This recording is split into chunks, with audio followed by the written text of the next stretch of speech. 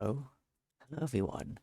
It is Poofadoof, aka Rumiakin here, for a deck profile talking about this absolute monstrosity that I took to locals, got fourth, tied second in points. X1, so 4-1, because it's 5 rounds here. Yeah, so this is Ghoti Melffy. And There's a, there's more synergies in here than you would think. So I'm just going to go over it. I'm going to talk about some points. I'm going to... That's yeah. Um, and to talk about some things I was thinking of adding, some changes, everything like that. Just overview. So just quickly starting, I'm going to talk about some hand traps, what I'm thinking about staples format in general as well.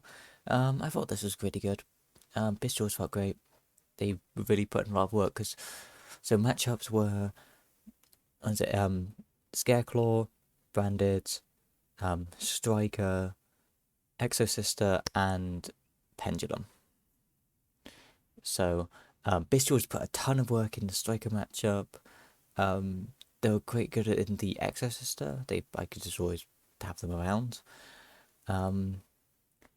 Branded, I didn't open them, but I feel like they'd be very good, of course, because it's a Branded Shadow. So um, shout out, you know who you are. So I lost to. Scareclaw, didn't see them either, but it was amazing. So either way, they felt great. And talking about numbers here, Ash Blossom, felt right. It's locals, but something about Effect Veiler, but Effect Veiler also doesn't meld greatly with Shifter, so that's the back and forth. So this one could always just discard it, just goes banished, it's fine. Veiler gives you a target for the bestials, but does get captured by the shifter. And sometimes the imperms and bestials get mixed up, but it's fine.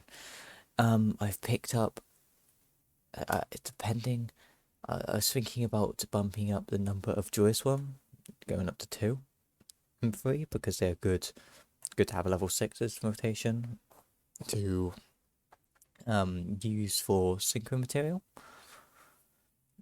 Like with the Ghoti monsters and stuff like the Harpier Squadron and everything like that. I'll talk about in a minute. So yeah, I just really enjoyed them. They feel great, and I picked them up at a reasonable price at the start. Luckily, I have been able to avoid the 50 to 20 quid Magnamoots, so happy. So actually going to the deck, 3 Leafish, 2 Paces, 2 Shift, 2 Zep, 2 Snopios, Super Instant Cedar Camp, and Bear Tuneful Princess. Realise there's actually one guy missing. Boy, I updated this. I may have just not saved it. There was an exceed in here. There's, you didn't see anything. Yeah, so I enjoyed these ratios. I think these are the better ratios to play. Zep, you kind of want to bounce. Sometimes you get stuck and banished. Because like each effect have once per turn, so sometimes you have to banish it again and it gets stuck. So 2 is pretty great. These always are in rotation, and pace is technically bumped up. Well, one of these could be bumped up, but I liked having 2 because of the other engine I have here. Snopios is great also at 2. Searchable, because you don't always want to have it. Sometimes you just want to search him, want him to be around. So sometimes again you can be stuck and banished. Sealer Camp is a 1 of. Can be 7 off paces. It just makes a large board. That's his job. And it's a big monster to slam down, technically. You need a weird 2800 beta.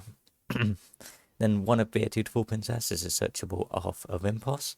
Can be Ash, that's the reason why I didn't want to play too many numbers of it. And then Exceep, searchable off Deeper Steps, just nice to have a level 4 extender. It's nice to have a searchable level 4. And then of course Terraforming and Deeper Steps are great. And Fury didn't come up that much. But I feel like it's all right. I didn't see it, so I'm not playing Enoch, so I'll talk about some stuff here. Not playing Enoch because I don't think it's that good. Takes too much setup. Don't want to normal it. It's level 6. It does technically work with the bestials, but like it's making it rank 6 down here. But I didn't think it was great. Didn't neither with Chain or Cosmos. Cosmos um, takes too many numbers to set up. And I don't feel it's like it gives you too big of a payoff for these two. This is great payoff, but like I'm not often you're gonna have 8 in there. They're gonna be in rotation. Chain just a bit too slow sometimes. And then a little bit about the extra. Not playing Googlem. Googlem does not do much. Not even generic. It takes a fish tune as well. Moving on to the Melffy's part. Melffy part. You see, I like playing two of 2 Catty, 2 Puppy, 2 Wally, 1 Penny, 1 Calantosa, 1 Harpier, 1 Alpha, and 2 Aloof Lupine, and a Hide and Seek. So, here are the connections. Wally technically gives the Ghoties a 1 card to get into quite a few different things. It makes it so Melffy has banishes, and then the Ghoties have more consistent access into stuff, because Poppy and Wally are what you want to see. Debating on bumping up a copy of Wally, but you know, 2 felt good. 2 felt good. Catty also searches a beast, which is a Lupine. Lupine can banish a shift or paces from hand to banish another copy, or does any other fish, and get the ball rolling. Snobius gets a effect when banished. You get a special Ixie from hand technically. Just banish it. It's like another version of Leafish in some respects. But you can banish paces instead, get that in rotation instead of only shift. Well, except you have D-shift and summon Leafish, but let's see what you hit there. So the combo with Wally, you have Wally goes into Puppy Catty, Puppy gets the Calantosa. So technically just do this with Puppy as well, Puppy go to Wally, Puppy just don't special, it just stays on the board at level 2. Catty adds Penny, and then Penny gets to, because it's face bounce this turn, you can quick bit special it and then synchro, so you get rid of everything. Usually it's Penny, Wally, Puppy, because you want to keep the Catties just in case for searches of these later. Go into of Impulse banish Zep special itself, Zep on special gets to sync, because you have Calantosa there, you get to go straight into the 10. But not just that, you have the searchable going second card off Catty. That's a level 8, so you can make it go for 2 on board. You can go straight in. You can go to Chengying or Beyond. Chengying is great. Also, search Harpier Squadron. Because you got Ascan is generic. All the good ones generic. This guy isn't. You should have a Ghoti around to make him well. It's not a big deal. This one isn't generic either, but it was fine. Some changing using the 8 and the Harpier, and then if you didn't use the Arzcon on summon, you could use it again. Or if you Snowpiercer to banish it when it leaves the field, whatever, you can use it, get another picks off with the Chenging. Just a very good card. Very good setup. That's the yeah, there's not too much to talk about. Just Herald here. Harpier plus Calantosa or another Penny thing. It's good against tier because any monster milled from the main deck is banished instead. Or sent from hand, so this can just wall out. They kind of need to run over this. Instead, you get to mess around with it. Bitskeeper felt great. Sweat Elf felt great. Didn't really make Melffy the Forest, but I feel like it's probably pretty good to keep in here. Oops. Dweller didn't make it that much, but I didn't play against here. I kind of dodged a lot of graveyard based deck, so I still, of course, Dweller's very good, especially in after Mama, Magnificent Mavens with the Suzu stuff. They're probably going to be way to have a bounce. Still doing good there, Milo. Yeah, he likes this deck. Shout outs to Milo. Gigantic, surprisingly, did not make this either. It's like I don't like the 2 lock. So I know. Nice to have around. Nice to extend into. But I didn't make it as much, so this is fine. Mannequin cat I did make against sisters because they're light. You get to summon Scythe against like deer. You also have this. What is it? The Dimension Fortress weapon. Technically, it's also Chaos Hunter against Runic or Spike, something like that. You can Chaos Hunter them. Runic is fine matchup though because they're banishing the fish for you. They're basically just giving you a combo, so you're usually happy. And then Wallow did not make this, but it was back and forth between this and Beatrice and other like it's like going to research some sixes. It's like there's not too many that you really want to make. Mainly you're using Magnamoots, like the Bestials, and then Snopios, and I technically could be a Wimpos, but Wimpos usually came banishing Zep and synchroing off. Because you want its effect to search. Oh yeah, talking about that. Wally also gets to search for this guy gets to search for more extension or turn 3 setup, which is pretty nice. Yeah, there's like not much. Like you're not making this, not Dragon Deck. Technically make Exhibitor if you want to go into want to make the Duel Links plays. Still, it was Exhibitor, wasn't it? Yeah. Also heard Sheridan was alright, but I don't know. I don't have him. Ptolemy would be alright. Gauntlet Launcher, technically fine. Like, oh, these are like fine, but I felt like Wallow would have came up and stuff like Tia, and yeah, I don't know. Particularly also do a Monster Negate, but sixes don't come up that often, so it was fine. So other things I was thinking about would be the sprites. So of course, hello again, 2-lock, but I also really do like the double cross. I really want to play double cross because stealing opponent's monsters to synchro off with or anything like that would be great. So debating on double cross. Of course, these are great extenders. Then you go to Melffy the Forest. Problem is, I do not own the sprites, so I'd have to pull them off my dad because he plays sprite. What else is there? You got the Nimbles. Nimble. You have Angler. You can all summon Leafish and mill the Angler. Summon the Beavers. That's another play you could do. Then you can make your Forest as combo. So you could throw these in as well. I do like the idea of having this engine in. See, like the Beavers, it only need to pick up an Angler, so should be fine. It's a small little thing you play, and Nimble Beavers is always a thing you could just slam down as a normal summon. So I think it works. It works. For other things in here, like I don't think there's too much else to go over. It's like we can talk about the matchups. How I thought about it. It's like the deck feels really good going into the next best game. Yeah, that'll probably be the best thing.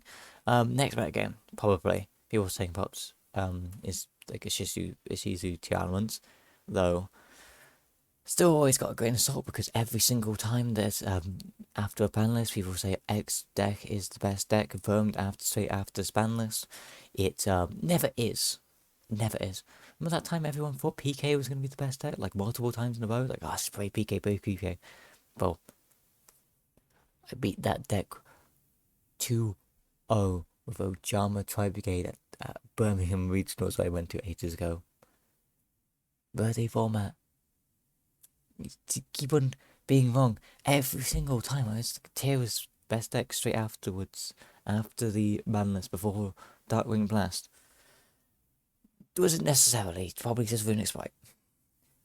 Now it's changed. It wasn't much. It was just like a weak format, but I was still kind of correct. Oh, always left with that. think there's much else to go over. Oh yeah, other ranks you can play. Kraken. You can use Kraken here. Use these. If you have the field spell, normal, but send pace is banish. Such as deep summon. You can make Kraken pretty nice to go against, but also make Dweller. So probably just cut like the rank 6. You could cut Wallow and put another rank 4. It depends. You want to make it into engine. For other stuff, I didn't want to. Yeah, didn't want to invest a lot into Sealer Camp. Sealer Camp is very easy to, like, of course, hit with like stuff like Ash. Veiler technically was targets it, so you just got to have not have another fish, Imperm, anything like that, and or on anything before that was Summoner, Beastkeeper, Pacers, whatever. I don't think it's. I just like it as one of just sometimes if you really want to press your opponent, you just slam it down, and it just works. It's a target for all the effects, and you can just keep on going with everything else you're playing. It just absorbs all the hand traps. Or if they let it go through, you're making a nice board, you're making changing, you're making a setup for next turn. You're probably making a herald in there or something. Would you?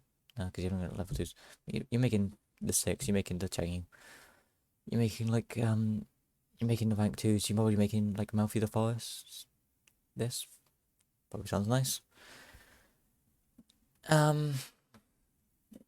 Basically, you got all the setup you want. So, either your opponent lets you serve your board, or solves the hand traps, and you just push for the next. You push on their turn because you are doing more combos on your opponent's turn than you are doing your turn. Your opponent's turn is your turn. Your turn is half your opponent's, half yours, because technically still got control over it. It depends. For other cards you can put in, Abyss Shark locks you into water is a bit annoying. Doesn't really the searches kind of dodge a few things. Like, what's it like 3-4-5? Because it could be treated as a 3-4-5. It's for Moni for Water Exceeds. I don't own a copy of it, so that's another reason why I didn't play it. But my players are one of debated. 05 is searchable, specials, but can make Dweller, so definitely a thing to think about. But there isn't everything else. But I'm still back and forth on it. I think it's good.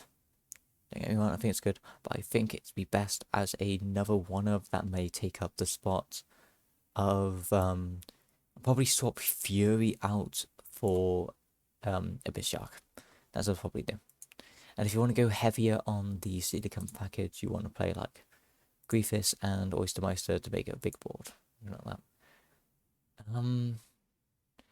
Don't think there's necessarily much else to talk about here. Spooky Dogwoods, Beaming. These are probably the best hand ups. Oh yeah, Fenrir. I don't think Fenrir is amazing. If you have it, play it. If you don't, it's fine. Don't get it right now. Just unless you want to play Castor, whatever. Later on, then you can get it. Yeah, I think it'll probably be a better time. But the only advice I have: try out this deck. Try out Ghoti because there's multiple things you can do with the deck. It does a ton of different things.